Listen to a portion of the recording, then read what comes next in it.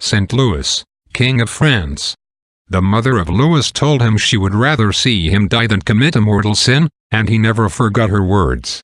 King of France at the age of 12, he made the defense of God's honor the aim of his life.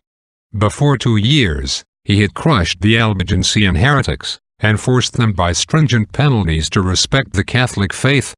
Amidst the cares of government, he daily recited the divine office and heard 2 masses, and the most glorious churches in France are still monuments of his piety.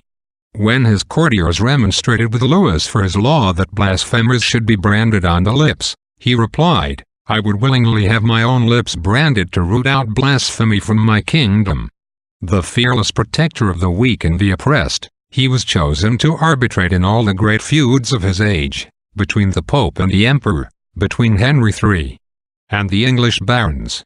In 1238, to rescue the land which Christ had trod, he gathered round him the chivalry of France, and embarked for the East. There, before the infidel, in victory or defeat, on the bed of sickness or a captive in chains, Louis showed himself ever the same, the first, the best, and the bravest of Christian knights. When a captive at Damietta, an emir rushed into his tent brandishing a dagger red with the blood of the Sultan, and threatened to stab him also unless he would make him a knight, as the Emperor Frederick had for Sardin. Louis calmly replied that no unbeliever could perform the duties of a Christian knight.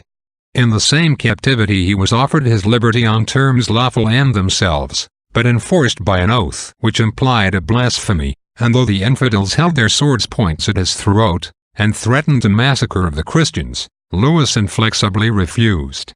The death of his mother recalled him to France, but when order was re-established he again set forth on a second crusade. In August 1270, his army landed at Tunis, and, though victorious over the enemy, succumbed to a malignant fever. Louis was one of the victims. He received the viaticum kneeling by his camp bed, and gave up his life with the same joy that he had given all else for the honor of God. Reflection.